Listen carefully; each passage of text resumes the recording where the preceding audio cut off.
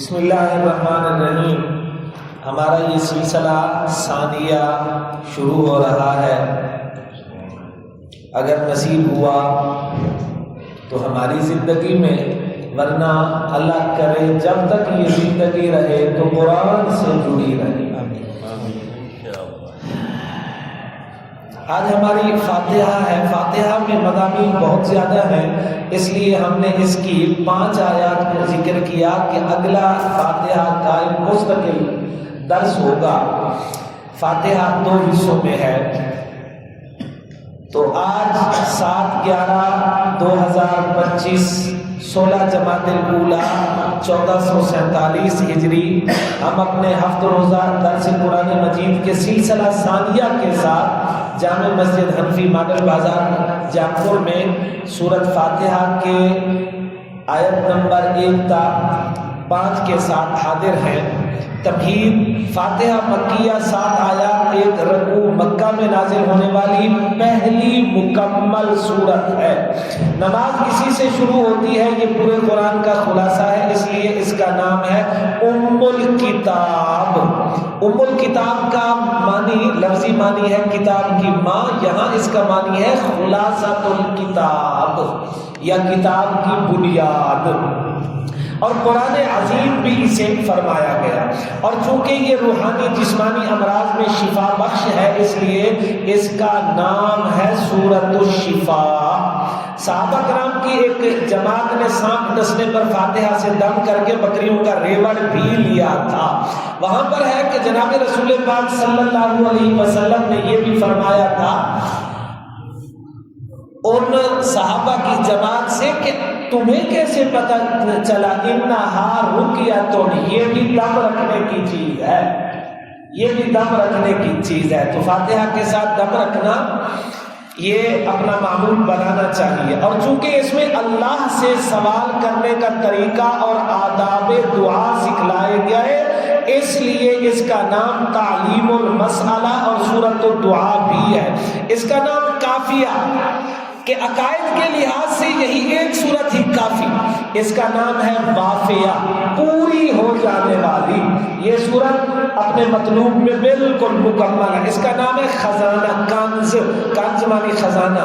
جناب رسول پاک صلی اللہ علیہ وسلم نے فرمایا چند چیزیں ایسی ہیں جو رحمان کے عرش کے خزانوں میں سے ہیں، ان میں سے ایک سورۃ فاتحہ بھی ہے۔ اس کا نام ہے اساس۔ اساس کا معنی ہوتا ہے بنیاد۔ یہ بھی عقائد اور نظریات کے لحاظ سے، ویسے اعتقادی طور پر بھی یہ بنیاد ہے اور عملی طور پر بھی یہ بنیاد ہے۔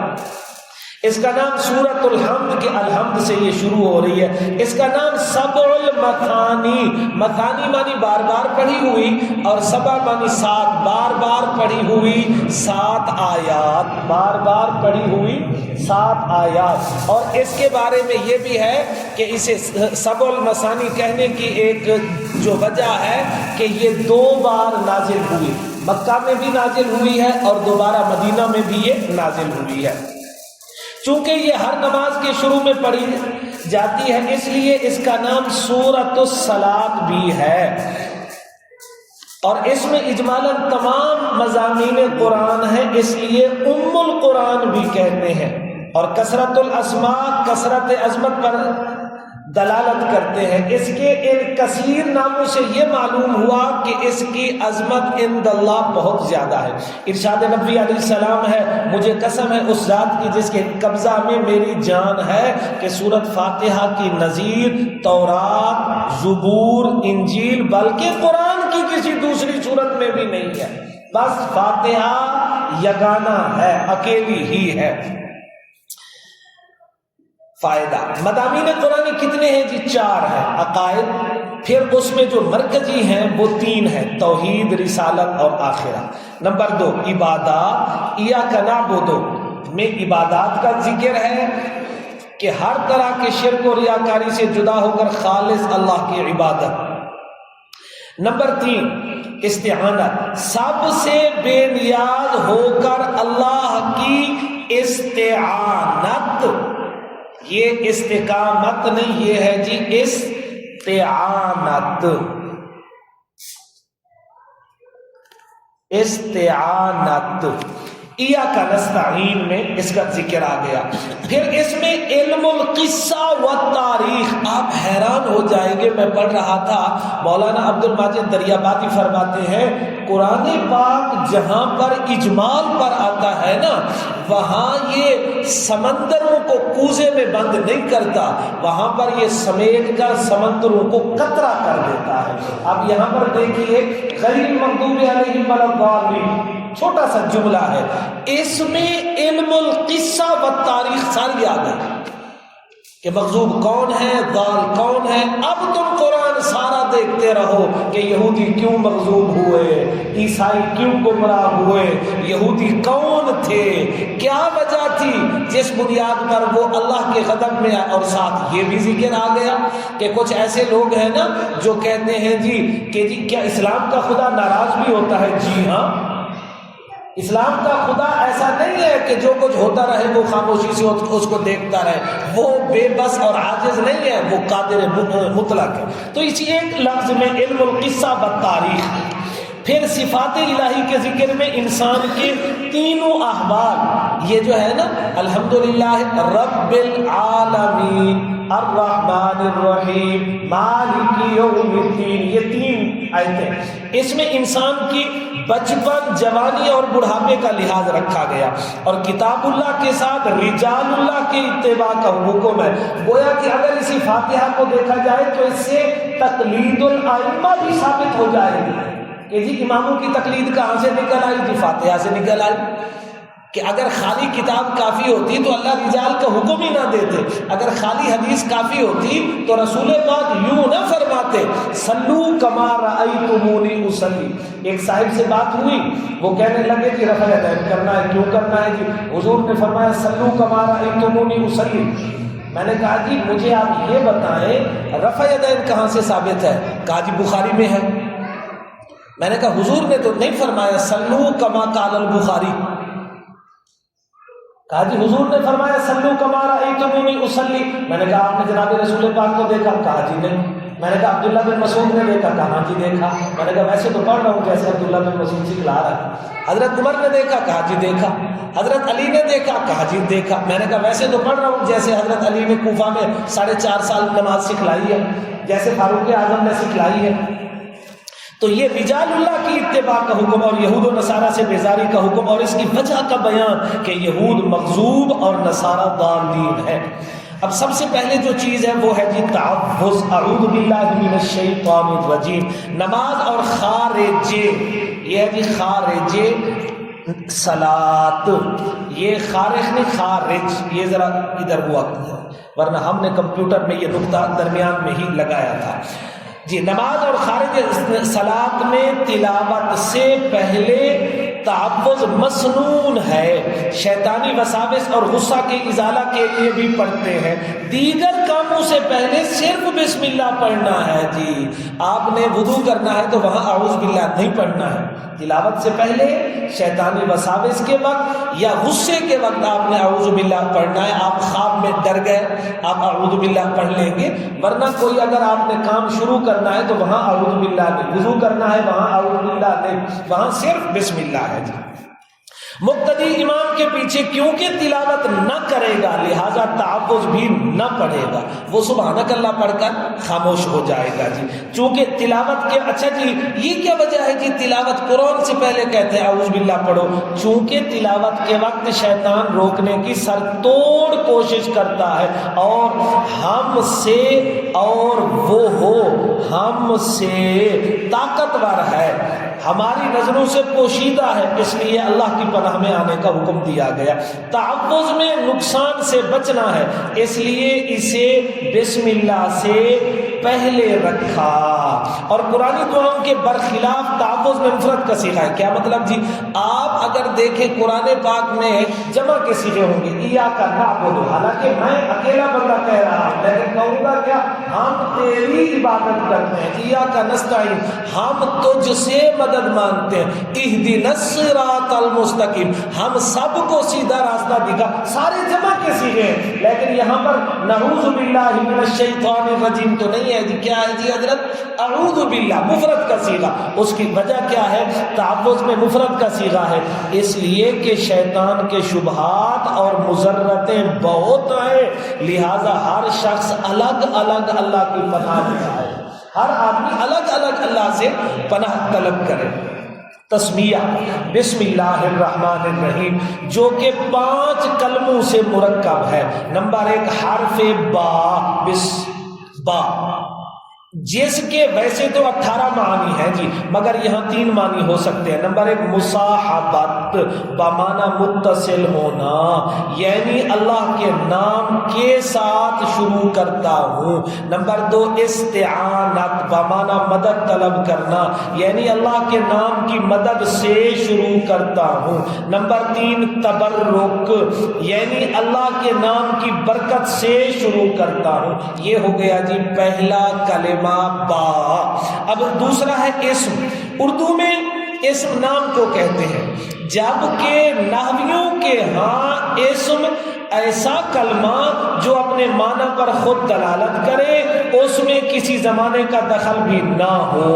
لفظ اسم یہ اصالتاً سمو بمعنی بلندی سے مشتق ہے، چونکہ اسم اپنی دونوں قسیموں یعنی فعل اور حرف پر بلند ہے. اب حیران ہوں گے، ایک ہوتا ہے قسم، ایک ہوتا ہے قسیم. قسم کہتے ہیں رضوان بھائی بیٹے کو، اور قسیم کہتے ہیں بھائی کو. قسم کہتے ہیں بیٹے کو اور قسیم کہتے ہیں بھائی کو. اسم فعل حرف یہ قسمیں ہیں کلمہ کی قسمیں ہیں، اور اسم فعل حرف آپس میں یہ قسیمیں ہیں، بھائی ہیں. تو ہم نے کہا اسم فعل حرف اپنی دونوں قسیموں یعنی فعل اور حرف سے بلند ہے، اس لیے اسے اسم کہا جاتا ہے. الحمدللہ ہمیں اسم کی وجہ تسمیہ کا بھی پتہ چل گیا کہ اسم کو اسم کیوں کہا جاتا ہے. یہ بسم اللہ کی خاصیت ہے. اسم کا الف جیسے پڑھا نہیں جاتا، لفظوں میں لکھا بھی نہیں جاتا. گویا حرف با کو صورتاً اسم کا جز بنا دیا گیا، جبکہ باقی جگہوں پر اگرچہ با کے ساتھ اسم کا الف پڑھا نہ جائے گا مگر لکھا جائے گا. مثلا اقرأ بسم ربک الذی خلق، دیکھیں یہاں پر اسم کا الف لکھا گیا ہے لیکن اسے پڑھا نہیں جائے گا. یہ قرآن کا رسم الخط ہے، اس میں کسی کو گڑبڑ کی اجازت نہیں. آج کوئی آ جائے اور وہ کہے جی وہاں پر تو نہیں لکھا گیا، یہاں لکھا گیا، بھائی یہاں پر اٹکل پچوٹ نہیں چلانا.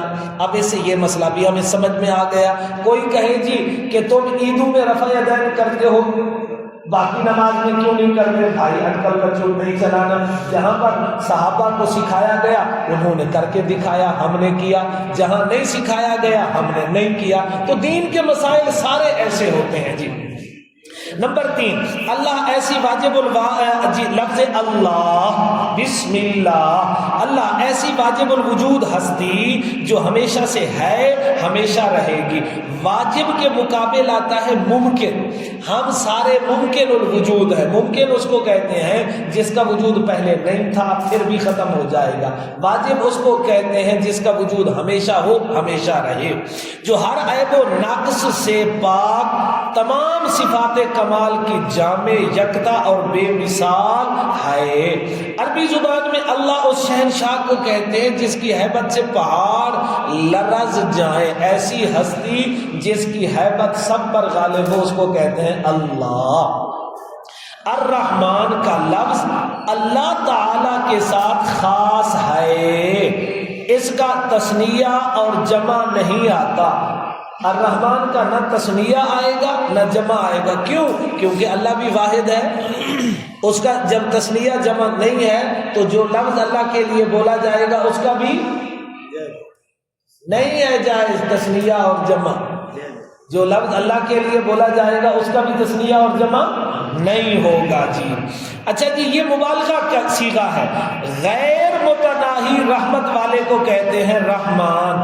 ہمارے ہاں کچھ غلطیاں ہیں. عبد الرحمن کو کیا کہہ دیتے ہیں جی؟ رحمان. یہ حرام ہے، جائز نہیں ہے جی. عبد الرحمن کو رحمان کہہ دینا جائز نہیں ہے. اسی لیے اس کا تعلق دنیا کے ساتھ ہے، یعنی اللہ رحمان الدنیا ہے۔ اس رحمت کے صدقے مومن، کافر، منافق، باغی سب کی ضروریات پوری ہو رہی ہے، ورنہ آج ایک انسان جو جسمانی روحانی امراض و بلاؤں میں مبتلا ہو، ایک لمحہ بھی دنیا میں زندہ نہ رہ سکے۔ یہ جو زندہ رہ رہے ہیں نا ہم، رحمان کی رحمت کے صدقے۔ گویا رحمان عام الرحمت ہے جس سے سارا جہان فیض یاب ہے۔ جی پانچواں اس کا جو کلمہ ہے، لفظ ہے، وہ ہے الرحیم۔ یہ بھی مبالغہ کا صیغہ، مبالغہ اس کو کہتے ہیں، صیغہ لفظ کو کہتے ہیں، اور مبالغہ جس میں کسی چیز کی بہت زیادہ اضافہ ہو، مگر یہ خاص مومنین کے ساتھ ہوگا۔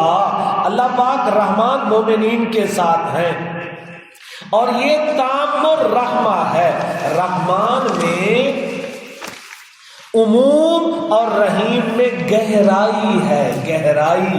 قیامت کے دن اللہ کی رحمت صرف مسلمانوں پر ہوگی اور انتہا درجے کی ہوگی۔ اس سے بڑی رحمت کیا ہوگی کہ ایک آدمی کو بلا کر فرمایا جائے گا تو نے یہ جرم کیا، وہ کہے گا کیا، تو نے یہ بھی کیا، پھر فرمایا جائے گا میں نے تجھے بخش دیا۔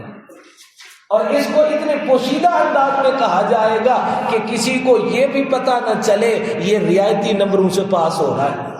ایک ہوتا ہے کسی کو رعایتی نمبروں سے پاس کرنا نا، چل بھائی ہم نے تمہیں رعایتی طور پر پاس کیا۔ دوسرا ہے پاس تو رعایتی کرنا، لیکن کسی کو یہ نہ بتانا تو رعایتی پاس ہے۔ اللہ اکبر، یہ رحیم ہے جی۔ شاہ عبدالعزیز محدث دہلوی فرماتے ہیں رحمان وہ جو بن مانگے دے، کتنی دے جتنی ضرورت ہو، بن مانگے دے کتنی جتنی ضرورت ہو، اور رحیم جو مانگنے پر دے اور خوب دے، ضرورت سے زیادہ دے۔ دنیا میں جتنی ضرورت ہوتی ہے اللہ اتنی دیتے ہیں، چاہے آپ مانگیں زیادہ بھی صحیح، آپ کو ملے گا ضرورت کے بقدر، جتنی آپ کا ظرف ہوگا آپ کو اتنی ملے گا۔ آخرت میں رب اتنی دے گا جو آپ کی ضرورت سے بہت زیادہ ہوگا۔ ایک جنتی جو آخری جہنم سے نکلے گا، وہ سارے جنتیوں کی دعوت کرے گا، نہ اسے کیٹرنگ کسی سے لینی پڑے گی نہ شیٹرنگ، یہ باقی جو سامان ہے چھت وغیرہ کے لیے سب کچھ اپنا، پھر نہ اسے وہ بیرے وہ کیا ہوتے ہیں جو جی، نہ وہ کسی سے خدم حشم لے گا، نہ کسی پکانے والے کو کہے گا آجا پکا دے، سارے اس کے اپنے ہیں، نہ اسے مارکیٹ میں جانا پڑے گا۔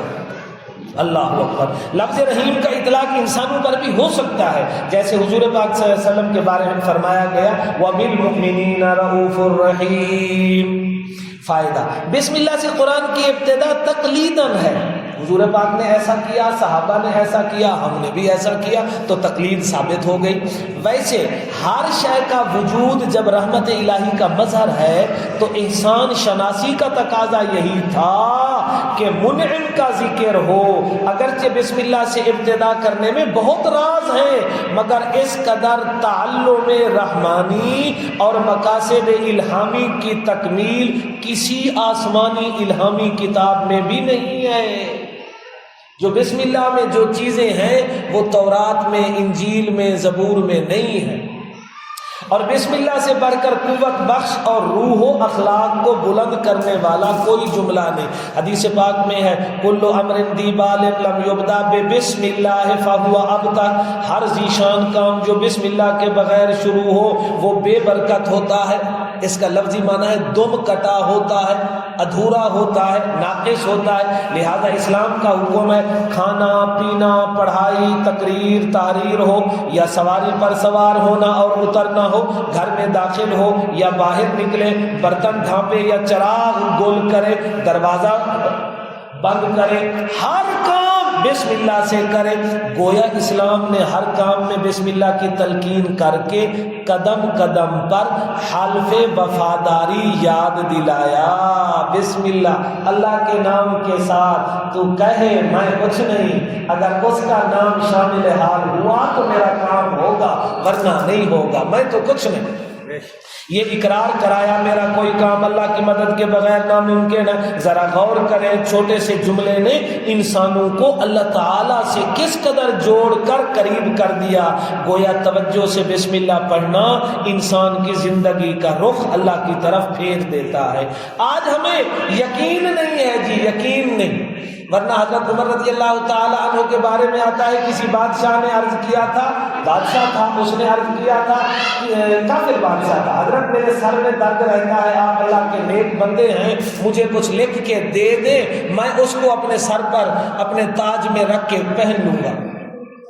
تو آتا ہے آپ نے بسم اللہ میں لکھوا کر بھجوا دیا کہ اس کو اپنے سر میں لگا دے تو ٹھیک ہو جائے گا، وہ ٹھیک ہو گیا۔ اللہ اکبر کبیرہ، اللہ اکبر کبیرہ۔ فائدہ جی یہ تو یقینی بات ہے کہ بسم اللہ آیت قرآنی ہے، اس لیے بسم اللہ کو جب لکھا جائے تو بغیر وضو کے لکھنا جائز نہیں ہے، مگر کسی خاص صورت۔ اچھا آپ اب کہیں گے کہ کبھی ہمیں لکھنا پڑتا ہے، تو بسم اللہ پر آپ کے ہاتھ نہ لگے جی، بسم اللہ پر اگر ہاتھ نہ لگے تو اس کو لکھا جائے۔ پھر اس پر ایک اور بھی سوال ہوگا، کمال کی بات ہے جی، اس لیے تو حکومت نے ٹھیک کیا کہ بسم اللہ کاغذ پر ہو ہی نہ، کہیں پر کاغذ گر پڑے جی۔ بسم اللہ اس وقت مسلمانوں کا شعار ہے، شعار ہے، علامت ہے، تو علامت کو ختم نہیں کیا جاتا، اس پر کچھ گنجائش نکال دی جاتی ہے۔ تو بسم اللہ ہمارے سرکاری کاغذوں پر ہونا چاہیے، اگرچہ اس میں یہ شبہ ہے کہ کہیں پر کاغذ گر جائے تو جو لوگ ہیں ان کو یہ ادب سکھایا جائے، ورنہ تو پھر اس لیے آدمی قرآن کی چھپائی بھی چھوڑ دے، شاید کہیں پر گر نہ جائے، اور چیزوں کی بھی آدمی چھپائی چھوڑ دے، تو بسم اللہ کو لکھنا چاہیے۔ ابتدا میں حضور پاک کے جو بھی خطوط ہوتے تھے اس میں بسم اللہ تھا جی۔ بسم اللہ آیت قرآنی تو ہے مگر کسی خاص صورت کی آیت نہیں، بلکہ صورتوں کے درمیان فصل اور فاصلے کے لیے نازل ہوئی۔ البتہ سورت نمل کی آیت ہے، سورت نمل کی، وَإِنَّهُ مِن سُلَيْمَانَ وَإِنَّهُ بسم اللہ الرحمن الرحیم، وہ آیت خاص نمل کی ہے۔ اسی لیے آپ نے دیکھا ہوگا کہ حفاظ کرام جب منزل پڑھتے ہیں تو کہیں پر اونچی آواز میں یہ بسم اللہ پڑھ دیں، وہ چاہے یہ بقرہ کے ساتھ پڑھ دیں، چاہے یہ نمل کے ساتھ، نمل والی آیت کے علاوہ۔ گویا جب بھی کوئی حافظ صاحب تراوی پڑھے گا تو 2 بار آپ اس سے بسم اللہ زور سے سنیں گے، ایک تو نمل میں سنیں گے، دوسرا کہیں پر چاہے وہ سورت اخلاص کے ساتھ پڑھے، وہ معوذتین کے ساتھ پڑھے، کہیں پر اونچا پڑھے گا۔ اگر نہیں پڑھے گا تو قرآن کی ایک آیت ایسی رہ جائے گی جسے اس نے اونچا نہیں پڑھا، ختم سے ایک آیت رہ جائے گی۔ پھر اس بات پر تو اتفاق ہے کہ فاتحہ کی 7 آیات ہیں، ہمارے نزدیک بغیر بسم اللہ کے 7 ہیں، امام شافعی کے ہاں رحمہ اللہ بسم اللہ بھی فاتحہ کی آیت ہے، لیکن کثیر احادیث میں صراحت ہے اس بات کو انتہائی توجہ کے ساتھ جی کہ حضرت صلی اللہ علیہ وسلم اور خلفائے راشدین نماز کی قرات الحمدللہ سے شروع کرتے، اگر بسم اللہ فاتحہ کی آیت ہوتی تو بسم اللہ بھی جہرن تلاوت کرتے۔ ان النبی صلی اللہ علیہ وسلم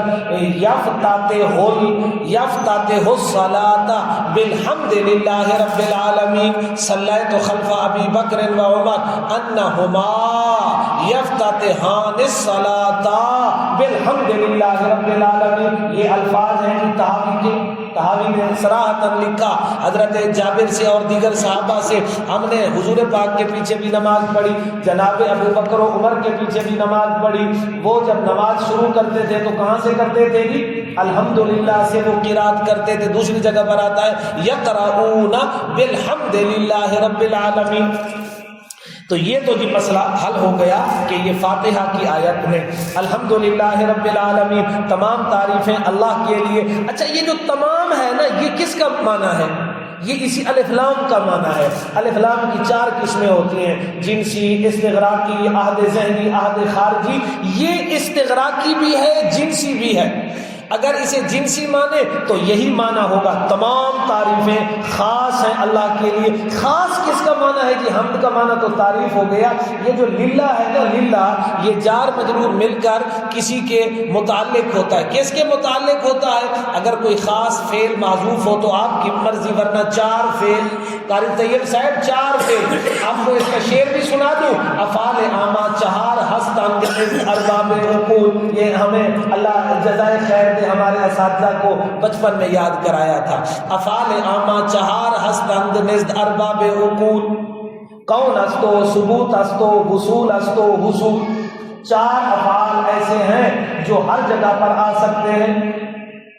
الحمد کان للہ، الحمد ثابت للہ، الحمد قائم للہ، الحمد حاصل للہ۔ ساری تعریفیں ثابت اللہ تعالیٰ کے لیے، خاص اللہ تعالیٰ کے لیے۔ حمد اور ثنا، کیا حمد کسے کہتے ہیں؟ الحمد یہ ہے، حمد وہ ثنا ہے جو کمالات ذاتیہ اختیاریہ پر ہو، اور یہ صرف اللہ تعالیٰ کے لیے ہے۔ حمد صرف اللہ کی۔ کئی لوگ ہوتے ہیں نا، کہتے ہیں آؤ جی رسول پاک کی حمد کر دو، نہ جی نہ، حمد صرف اللہ کی ہوتی ہے بس۔ اس کے مقابل مدح، ایسی تعریف جو کمالات غیر اختیاریہ پر ہو، مثلا کسی موتی کی عمدگی بیان کرنا، کسی کے حسن کو بیان کرنا۔ جبکہ شکر وہ تعریف جو کسی کے احسان و انعام کے بدلہ میں ہو۔ قرآن کی اس پہلی آیت نے توحید فی الحمد کا بیان کیا کہ کسی کی تعریف و مدح کرو، کسی نام سے کرو، وہ در حقیقت اللہ کی حمد ہوگی۔ وہ کیسی جی؟ میں اگر تعریف جناب رسول پاک کی کروں تو اصل میں کس کی ہوگی؟ کہ حضور کو ایسا کس نے بنایا؟ اللہ نے۔ میں تعریف کرتا ہوں حاکم عادل کی، اس کا مطلب یہ ہے اللہ نے اس میں عدل رکھا۔ حکیم حاذق کا مطلب ہوگا اللہ نے اسے اس کمال سے نوازا۔ الغرض، اللہ پاک کے علاوہ کسی انسان، جاندار، پتھر وغیرہ کی تعریف کرنا اصل میں اس شے کی نہیں بلکہ نقش و نگار، صنعت و کاریگری کی تعریف ہے، جو کہ حقیقت میں نقاش، مصور اور صناع کی تعریف ہوتی ہے۔ اگر گہرائی کے ساتھ اس ایک جملہ الحمدللہ پر غور کیا جائے تو دنیا کی ساری وسعتیں ایک وحدت میں مربوط ہو جاتی ہیں۔ اللہ کرم فرمائے، کروڑوں رحمتیں فرمائے ہمارے اکابرین پر۔ حضرت مولانا شمس الحق افغانی ایک اللہ والے گزرے ہیں، شمس الحق افغانی 12 سال تک درس دیتے رہے، الحمد ختم نہیں ہوئی، روزانہ دیتے تھے، اور میں ان کی پڑھ رہا تھا۔ ان کی تفسیر ہے، 7 جلدوں میں ہے جو چھپی ہوئی ہے۔ میں حیران ہو گیا، اسی الحمد پر ان کی جا رہی ہے درس درس درس درس، میں حیران ہو گیا اسی الحمد پر۔ حضرت مکی حجازی رحمہ اللہ کی دامت برکاتہم کی جو تفسیر ہے اس کو میں دیکھ رہا تھا، کوئی 20 سے زیادہ درس اسی فاتحہ پر۔ اسی لیے تو کہتے ہیں یہ خلاصۃ القرآن ہے جی، یہ خلاصۃ القرآن ہے۔ تو اس میں جی دنیا کی ساری وسعتیں ایک وحدت میں مربوط ہو جاتی ہیں۔ مخلوقات کی رنگینیوں میں الجھے ہوئے دل و دماغ کو ایک حقیقت کی طرف متوجہ کر کے مخلوق پرستی کی جڑ کاٹ دی، اور معجزانہ انداز میں ایمان کے رکن اعظم توحید کا نقش دماغ میں اس طرح جما دیا کہ دعویٰ ہی خود دلیل بن گیا۔ حالانکہ یہ دعویٰ ہے الحمدللہ، ساری تعریفیں اللہ کے لیے، یہ دعویٰ ہے بھائی دلیل دو، ساری تعریفیں اللہ کے لیے کیوں ہیں؟ اگرچہ آگے دلیل بھی آ رہی ہے، لیکن یہ جملہ دعویٰ بھی ہے اور خود دلیل بھی بن گیا کہ ذاتی صفات کسی اور کی ہیں نہیں تو حمد کسی اور کی کیسے ہوگی؟ ذاتی صفات اللہ کی ہیں۔ جناب رسول پاک کی بھی جو صفات ہے وہ ذاتی، یہی سمجھنے کی بات ہے۔ حضور اس قدر کمالات، شان، علوم، رفعت کے باوجود اللہ کے بندے ہیں، بعد از خدا ہے، بعد از خدا کوئی قصہ مختصر، شریک خدا نہیں ہے۔ رب العالمین، رب بمانی پرورش اور تربیت کرنے والا، کسی چیز کو آگے بڑھاتے ہوئے مقام کمال تک پہنچانا۔ رب کا لفظ بغیر اضافت صرف اللہ کے لیے بولا جاتا ہے، کیونکہ مخلوق خود محتاج تربیت ہے، البتہ اضافت کے ساتھ رب المال، مال والا، رب الدار، گھر کا مالک، بندوں کے لیے بھی استعمال ہوتا ہے۔ حضرت یوسف علیہ السلام کے پاس جب شاہی قاصد آیا تو آپ نے فرمایا ارجع الی ربک، اپنے مالک کے پاس، اپنے بادشاہ کے پاس لوٹ جا۔ العالمین یہ جمع ہے عالم بمانی جہان کی، اللہ کے سوا ہر شے عالم ہے، جس میں جن انس حیوان نباتات جمادات شامل ہیں۔ یہ نظام شمسی قمری، یہ برق بار، یہ زمین آسمان کی مخلوقات ایک ہی عالم ہے، اور کائنات میں ایسے ہزاروں لاکھوں عالم ہیں۔ اللہ اکبر، ہم سارے مل کر ایک جہان ہیں، اور ایسے جہان اور بہت ہیں۔ چنانچہ حضرت ابو سعید خدری فرماتے ہیں 40,000 عالم ہیں۔ حضرت مقاتل یہ رحمہ اللہ ہیں جی، مقاتل رضی اللہ نہیں ہے، حضرت مقاتل فرماتے ہیں 80,000 عالم ہیں۔ اگر کوئی یہ اعتراض کرے او میاں خلا میں آب و ہوا انسانی مزاج کے موافق نہیں، وہاں آبادی کیسے ہو سکتی ہے؟ تو جواب کیا ہے جی؟ امام راضی فرماتے ہیں ممکن ہے وہاں کے باشندوں کا مزاج ہمارے خلاف ہو، ممکن ہے وہاں کے رہنے والوں کا مزاج ہم سے جدا ہو۔ الغرض عالم بہت ہے، کتنے؟ وما یعلم جنود ربک الا ہو، تیرے رب کے لشکر وہی جانتا ہے۔ فائدہ رب العالمین میں اس طرف اشارہ ہو گیا کہ جی اسلام کا خدا کسی مخصوص علاقے قوم کا نہیں بلکہ سارے جہانوں کا ایک ہی رب ہے۔ چونکہ مشرکوں بلکہ اہل کتاب کو بھی اللہ کی صفات ربوبیت میں ٹھوکر لگی تھی، اس لیے قرآن نے اس سے سب سے پہلے اسلام کے اس نظریہ کو بیان فرما کر ہر طرح کے مشرکانہ گمراہانہ عقائد کا رد کر دیا۔ پھر رب العالمین ایک حیثیت سے الحمدللہ کے دعویٰ کی دلیل ہے کہ جب تمام کائنات کی پرورش و تربیت صرف اللہ تعالیٰ کرتا ہے تو حمد و ثنا کا بھی وہی اکیلا مستحق ہوگا۔ الرحمن الرحیم، اللہ کی صفت ربوبیت کے فوراً بعد رحمان الرحیم کا ذکر خوب وضاحت سے اعلان کر رہا ہے کہ اسلام میں ان صفات کا بڑا مرتبہ ہے، اور مخلوقات کی پرورش و تربیت کی ذمہ داری اس نے کسی مجبوری یا منفعت کی وجہ سے نہیں لی بلکہ اپنی رحمت کے صدقے لی۔ مالک یوم الدین، وہ یوم جزا کا مالک ہے۔ قاضی یا حاکم خواہ کتنا وسیع اختیار رکھتے ہوں، بہرحال مجرم کو حسب ضابطہ سزا دینے کے پابند ہوتے ہیں، ورنہ ان سے سوال جواب ہوتا ہے، جبکہ مالک وہ ہے جس سے کسی کام کی وجہ نہ پوچھی جا سکے۔ اس لیے حدیث پاک میں لا مالک الا اللہ، اللہ کے سوا کوئی مالک نہیں، اس لیے محققین فرماتے ہیں کسی کو مالک نہ کہنا چاہیے، اور اس لفظ مالک کا فارسی میں ترجمہ ہے شہنشاہ، یہ بھی اللہ کے لیے صرف بولنا چاہیے۔ علماء نے فرمایا مالک وہ ہے جو عدم سے وجود دینے پر قادر ہو۔ اس آیت میں ان جاہلوں کا رد ہو گیا جی، ان جاہلوں کا رد جو رب تعالیٰ کو قانون مکافات کا پابند سمجھتے ہیں کہ اللہ ہر مجرم کو سزا دینے کا پابند ہے، کسی کو معاف نہیں کر سکتا۔ چنانچہ عیسائیوں کا عقیدہ کفارہ بھی اسی وجہ سے ہے کہ خدا تعالیٰ چونکہ کسی کی توبہ قبول کر کے معاف نہیں کر سکتا، اس لیے اس نے نعوذ باللہ حضرت عیسیٰ کو بطور کفارہ سولی پر چڑھا کر عیسائیت کے گناہ معاف کر دیے۔ مالک یوم الدین، دین جزا اور بدلے کو کہتے ہیں، مراد قیامت، اور بعض نے کہا دین اطاعت اور اسلام کو کہتے ہیں، مراد پھر بھی قیامت کا دن ہے، اس لیے کہ قیامت کے دن اسلام اور اطاعت کے سوا کچھ نفع نہ دے گا۔ فائدہ اگرچہ دنیا میں بھی ہر شے کا مالک اللہ ہے، مگر بظاہر انسانوں کو کچھ ملکیت حاصل ہے، اور انسان اپنی ملکیت کے دعوے دار بھی ہیں، یہ مال زمین میری ہے، اور اس دعویٰ سے بدمست اور مغرور ہو کر خدا فراموش ہو چکے، اس لیے انہیں متوجہ کرتے ہوئے فرمایا گیا دنیا کے عہدے، خزانے، حکومتیں، دوستیاں، تعلقات سب عارضی، ایک ایسا دن آنے والا ہے جب یہ سب رشتے، ناطے، روابط، نسبتیں سب ختم ہو جائیں گی۔ یوم یفر المرء من اخیہ و امہ و ابیہ، وصاحبتہ وبنی کا منظر ہوگا.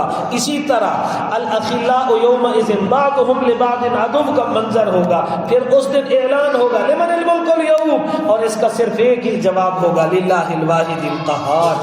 ایاک نعبد و ایاک نستعین. ہم اعتقادی اور عملی یعنی بدنی، مالی، لسانی ہر اعتبار سے تیری ہی عبادت کرتے ہیں. ہر دینی، دنیاوی، انفرادی، اجتماعی کام میں تجھی سے ہم مدد طلب کرتے ہیں. پہلی 3 آیتوں میں حمد باری تعالی اور اللہ کی صفات کا ذکر تھا. آخری 3 آیتوں میں دعا ہے، جبکہ یہ آیت حمد اور دعا دونوں پہلو رکھتی ہے. ایاک نعبد میں اقرار عبدیت کر کے ہر طرح کے شرک سے اعلان بیزاری کر دیا. شاہ عبد العزیز فرماتے ہیں حقیقت عبادت نسبت عبدیت است، اور یہ نسبت یوں ہے کہ میں ممکن الوجود اور اللہ واجب الوجود. دنیا میں ایک دن مر کر ختم ہونے کے بعد میں نے دوبارہ زندہ ہونا ہے، جبکہ اللہ ہمیشہ ہے، ہمیشہ رہے گا. کل من علیہا فان ویبقى وجہ ربک ذو الجلال والاکرام. عبادت کی بنیاد اسی پر تو ہے کہ اللہ مالک اور میں مملوک، وہ غالب میں مغلوب. اس کے حکم کے مقابل مجھے حجت بازی کی گنجائش نہیں. شاہ عبد العزیز فرماتے ہیں اپنے تمام ظاہری باطنی اعضاء کو اللہ کی مرضی میں لگا دینا عبادت ہے. اگر سر سجدہ میں ہو اور دل اس کے احکام سے بیگانہ ہو یہ عبادت نہیں. بزمین چون سجدہ کردم سے زمین دا آمد کہ مرا خراب کر دی تو بسجدہ ریاکاری. ہائے ایاک نستعین. جب یہ اقرار کر لیا قادر مطلق اور نفع نقصان کا مالک صرف اللہ ہے تو ظاہر ہے مدد کے لائق بھی وہی ہوگا. اسی نستعین میں اپنی بے بسی کے ساتھ تفویض اللہ کا بھی اقرار ہے. الغرض نعبدو کا تعلق اللہ کی صفت الوہیت سے اور نستعین کا تعلق اللہ کی صفت ربوبیت سے ہے. عربی میں مفعول یہ ہے فعل اور فاعل کے بعد آتا ہے، یہ اور نہیں ہے جی. اس لحاظ سے یہ جملہ نعبدو کا نستعینو کا ہوتا. اس کا معنی ہوتا اے اللہ ہم تیری عبادت کرتے ہیں، تجھی سے مدد مانگتے ہیں. غیر کی نفی اور اللہ کے لیے تخصیص نہ ہوتی. اسی غرض سے نعبدو کا کے بجائے ایاک نعبدو لائے کہ مفعول کو فعل پر مقدم کیا. اور نحو کا اصول ہے جس چیز کا حق بعد میں ہو اسے پہلے لانے سے حصر اور تخصیص ثابت ہوتی ہے. اب ایاک نعبدو کا معنی ہوگا اے اللہ ہم صرف تیری عبادت کرتے ہیں اور صرف تجھی سے ہم مدد مانگتے ہیں. گویا نہ تیرے علاوہ کوئی معبود، نہ ہی تیرے علاوہ کوئی حاجت روا، مشکل کشا، منت منوتی کے لائق. پھر اگرچہ یہ دعا ہر فرد اکیلے کرتا، مگر یہاں نعبدو کے بجائے عابدو، اس لیے نعبدو کے بجائے عابدو مناسب تھا. جمع کا صیغہ لا کر اشارہ کر دیا میاں اسلام میں اجتماعیت ہے. امت مسلمہ ہمہ وقت امت مسلمہ کا جو شیرازہ بندی کی اہمیت ہے اس کو ملحوظ رکھو. اس لیے قرآن نے اکثر دعائیں جمع کے صیغے سے ذکر کی. اچھا جی بزرگوں سے جو مدد مانگی جاتی ہے یا ہم ایک دوسرے سے مانگتے ہیں تو جناب عالی ما فوق الاسباب کسی کی مدد کرنا اللہ کا خاصہ، جبکہ اسباب کے تحت ایک انسان دوسرے کی مدد کر سکتا ہے. بلکہ حکم الہی ہے وتعاونوا علی البر والتقوی، مدد کرنی چاہیے. لیکن غیر اللہ سے ما فوق الاسباب مدد مانگنا، کسی سے اولاد، صحت، نفع مانگنا، یا جو آدمی ایک جگہ پر نہ ہو اسے مشکل میں پکارنا یہ جائز نہیں ہے، یہ شرک ہے. پھر ما تحت الاسباب بھی کسی کو مستقل سمجھنا جائز نہیں. ڈاکٹر دوائی دیتا ہے جی، صحت نہیں. اسی طرح جو لوگ زندوں سے جا کر مانگتے ہیں تو زندے تو سارے جی برابر ہیں، اور اگر ان سے ما تحت الاسباب مانگتے ہیں تو خصوصیت نہیں. اگر کسی قبر پر جا کر مانگتے ہیں تو یہ بھی شرک ہے کہ آپ اسے متصرف مان رہے ہیں جی. بزرگوں سے منقول ہے قرآن کا خلاصہ فاتحہ اور فاتحہ کا خلاصہ ایاک نعبد و ایاک نستعین میں ہے. لیکن آج ہم شبہات میں ہیں، حالانکہ اسلامی عقائد مشکل کشائی کے بارے بالکل واضح ہیں. پھر جی اللہ ہمیں تعصب، نالائق گدی نشینوں کے فتنے سے بچائے. پھر عبادت کو استعانت پر مقدم کیوں رکھا جی؟ پہلے ہدیہ دیا جاتا ہے بارگاہ الہی میں، پھر سوال کرو. یا یہ حقیقت سمجھو جو عبادت کا لائق ہوگا مدد صرف صرف وہی کرے گا. ایاک نعبد میں جو خوش پسندی کا احتمال تھا اسے ایاک نستعین سے ختم کر دیا. اہدنا الصراط المستقیم، اللہ ہمیں سیدھا راستہ دے. صراط کشادہ راستے کو کہتے ہیں. اسلام شاہراہ ہے جی، کوئی گلی نہیں. مستقیم وہ جس میں اونچ نیچ اور ٹیڑھ پن نہ ہو، ٹھوکر لگنے کا احتمال نہ ہو، آنکھیں بند کر کے آدمی چلے. مراد اس سے اسلام ہے جو ہر شعبے کے لیے مکمل دستور العمل ہے، ہر اعتبار سے اس میں فلاح ہے. یہ آیت بڑی جامع ہے، اس سے کوئی بھی اس سے بے نیاز نہیں ہو سکتا. تمام دنیاوی امور، دنیاوی الجھنیں، دینی امور، ہر جگہ کے لیے یہ نسخہ کیمیا ہے جی. اللہ پاک ہمیں ان قرآنی آیات سے فیض یاب ہونے کی توفیق دے.